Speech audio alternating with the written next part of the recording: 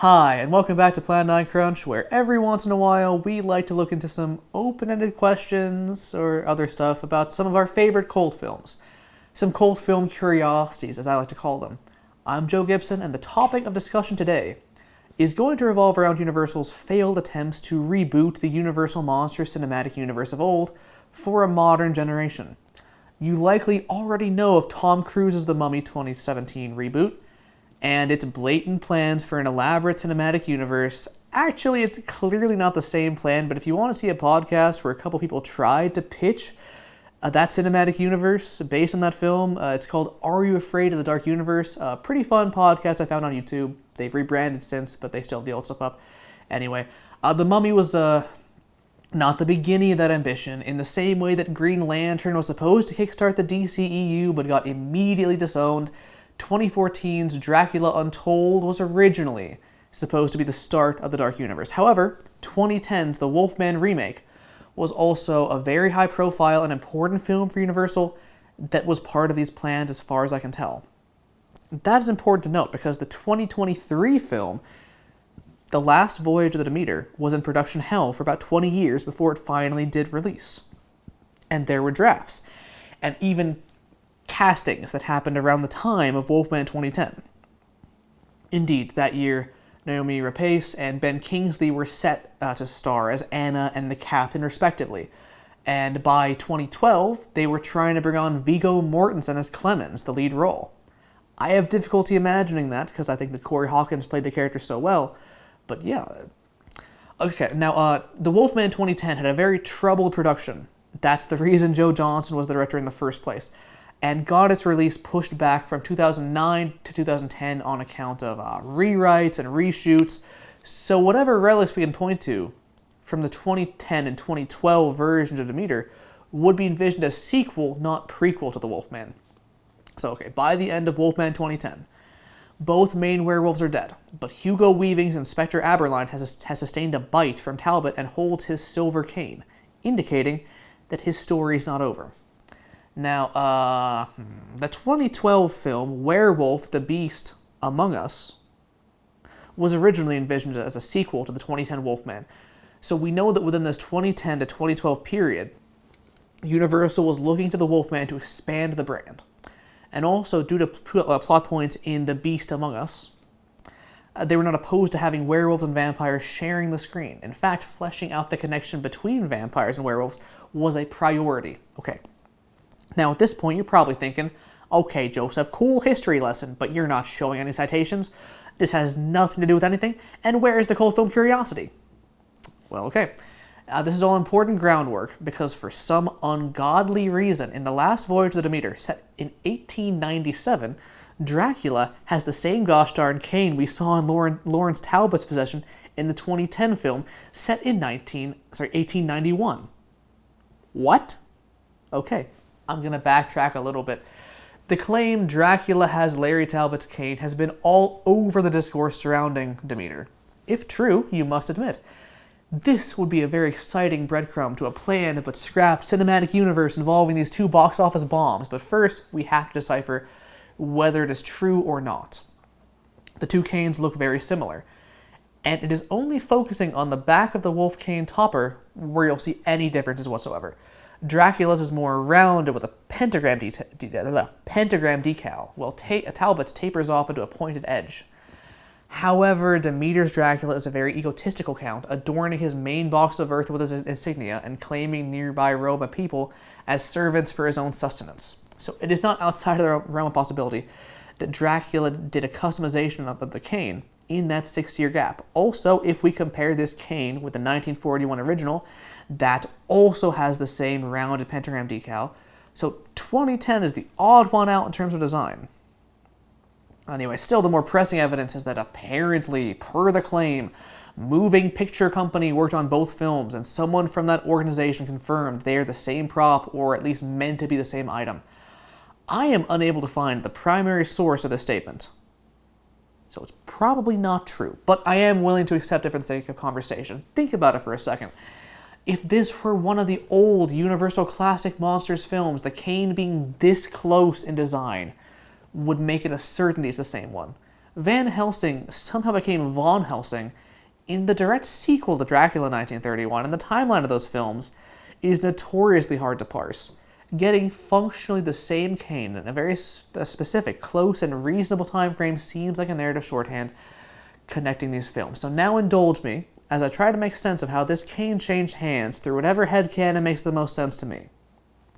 And I invite you to have your own headcanon. I'll point out the limitations as well, and then turn this case over to you to share your thoughts in the comment section below. If you just watch the main cut of the Wolfman 2010, Lawrence just has the cane, with no real explanation, no fanfare for how he got it. In a deleted scene restored to the extended director's cut, we see a very strange old man, played by prolific Swedish character actor Max von Sydow. He pontificates on mothers and exiles, and he offers the cane to Lawrence through double entendre that hints at the latter's destiny, before disappearing entirely from the film. Notably, in this scene, this exchange takes on a dreamlike quality.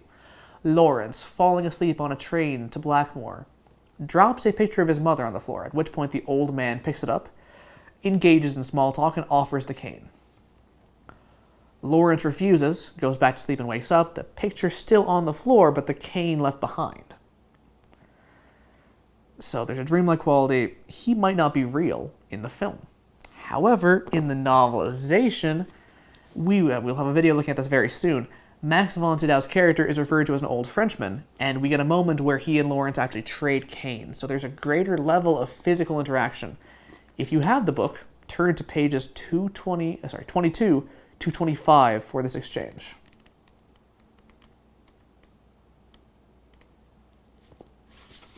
Chapter 4. You can find the deleted scene fairly easily on YouTube. In both versions, he mentions fond memories of his mother and getting the cane from Gévaudan, and refers to the latter as lifetimes ago. But von Sydow is some kind of supernatural omen, it seems like, while the old Frenchman version is a flesh and blood character, though very likely still the beast of Gévaudan, given the double entendre in all of his words that we'll discuss more in a little bit. The simplest solution to explain this strange old man on exile with a cane from Gévaudan that he's had for lifetimes is that he's a monster, identifying a certain potential from Lawrence, be it his proximity to a werewolf or the emptiness that Lawrence feels that consumes him, similar to how the Wolfman curse usually makes Lawrence feel in these stories. Now, okay, could this be Dracula? Max von Sydow is certainly an illustrious enough actor to play Dracula, and Dracula's Eastern European ethnicity is seldom reflected in the actors who portray him, so a Swedish actor or a French character could work. This cane winds up back in Dracula's possession pretty quickly anyway, and while the novel seems to be insinuating this old man was the beast of Gévaudan, this is where the previous drafts and versions of Demeter are once again relevant. He was going to have a wolf form fairly prominently in the movie. Even though it did not make it to the finished film, it was so important to the production that Anna Karen Locke is still credited on IMDb as the creature effects hairstylist for the werewolf form. Again, these are remnants of a lost cinematic universe. If the idea was to have this character carry over as Dracula, perhaps underneath prosthetics, then it makes a lot of sense to set up the cane connection with him and then reveal him as the monster with the cane again. We are dealing with a very interesting form of Death of the Author here already, where a malfeasant agent already took the original version of the story out back, shot it 16 times in the head, and then rearranged its guts into something different. But I don't know how satisfying it is to tie a previous draft of the Wolfman to a previous draft of Demeter. If you choose that explanation, though, there you go. That's why the canes are so similar but ultimately different. It represents the changing vision of two stories and the vestigial connection left. I want to go one step further, though. The last voyage of the Demeter, its ending, shows that this version of Dracula cannot appear normal even after consuming a cruise full of blood. So this old man can't be Dracula. Who is he then? If you will permit me, I would like to focus more on the novelization than the deleted scene, because only the novel scene is canon to the final product, to its final product. Two of the deleted scenes are incompatible alternative endings of the film. So all deleted scenes must be subject to a great deal of scrutiny, even if some made it back into the director's cut. I also just prefer the novel, and it also brings in more mythology surrounding the moon that'll be relevant. So here's what we know about this character from the novel. He's an old Frenchman who bought a cane about the beast of Gévaudan in the same way that Dracula is the descendant of the fearsome military leader he tells Harker about. He was the beast, most likely, as he mirrors Talbot just on the opposite end of life. He's passing down a symbol of their curse. He need not even be French, just a werewolf who spent a lot of time in the area on his exile, because this story makes a point about Talbot's accent changing based on how long he's been in America. The old man would be there a lot longer. In fact, that's what gets the old man to start taking Talbot seriously in this version.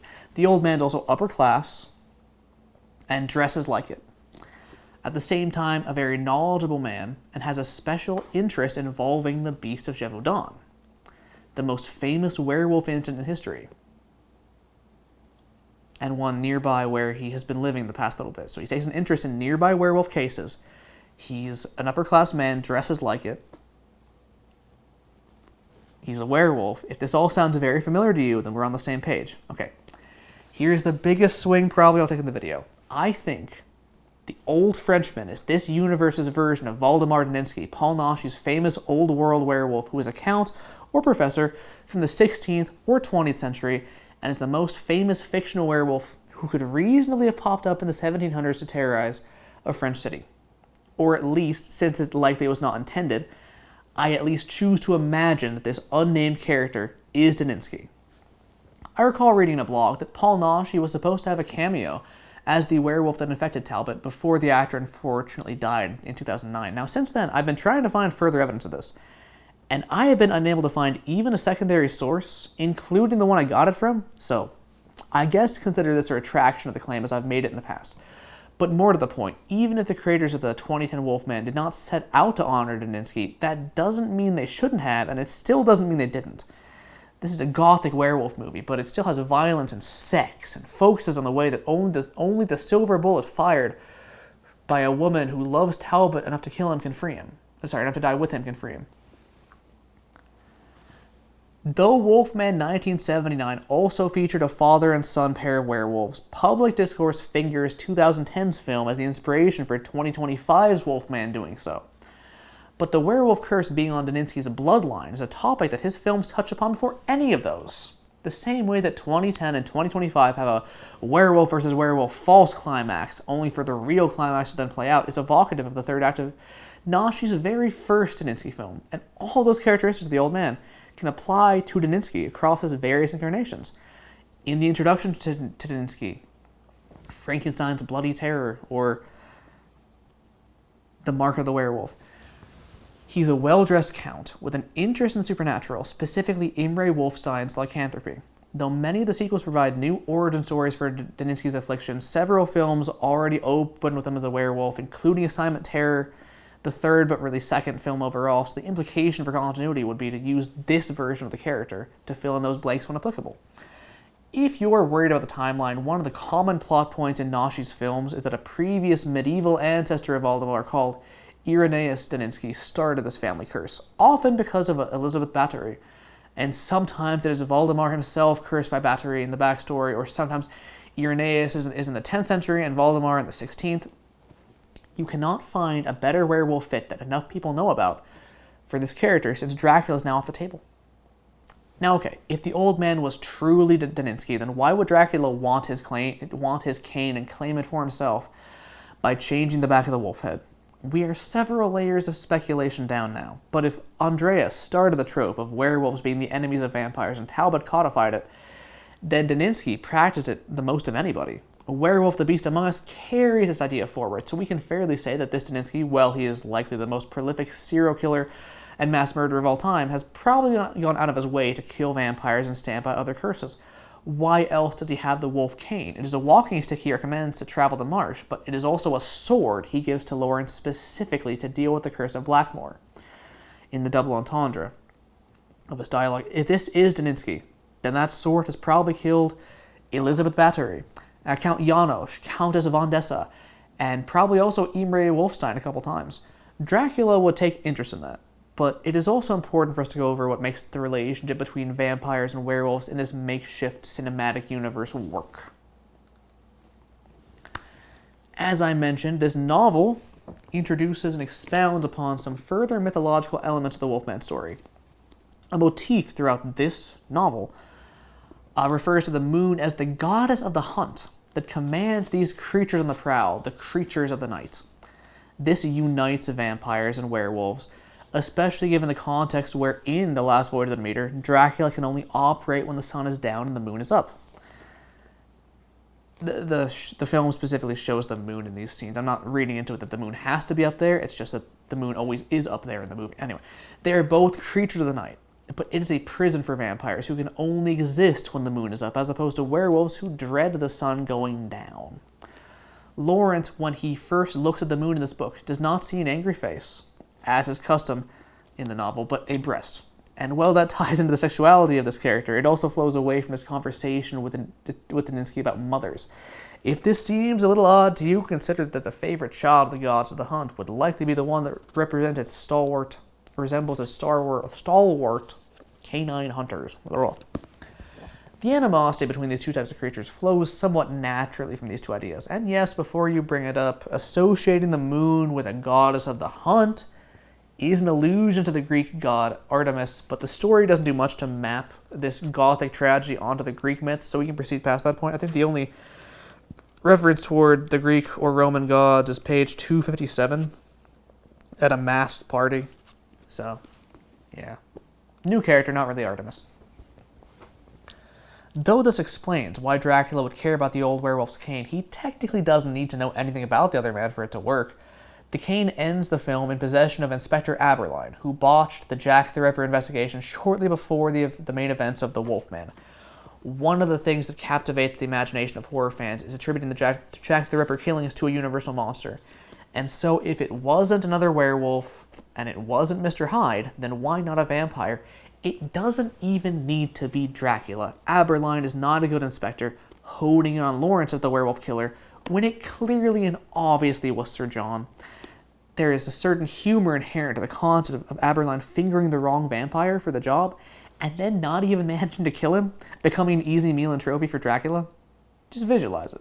Alright, to finish out this truly absurd cult film curiosity, let us contemplate the meaning of the wolf cane in the original Wolfman, the remake, Demeter, and this fan theory inclusive timeline that weaves between all three. It enters the story through Lawrence's predatory advances on Gwen in the original film. In her shop, he uses buying the cane to get an in with Gwen, pushing himself further into her life. The cane helps him kill Bela, ushering in this curse that brings his predatory nature to the surface. Finally, the cane winds up in his father's possession, and Sir John beats the Wolfman to death with it. As an artifact, it represented his acceptable human hunt, and then became his undoing. The character that I like to believe is Daninsky gives Talbot, in the 2010, the cane as a walking stick to navigate the forest, but also reveals it's a sword and refers to their shared exile, so there's a double entendre here. It exists to usher Talbot through this world of gods and monsters. Consider that it winds up with the newly infected Inspector Aberline as his journey begins at the close of the film. Between those owners, Sir John gets his paws on it and tries to kill Lawrence with it, but that doesn't work in this version, which is interesting.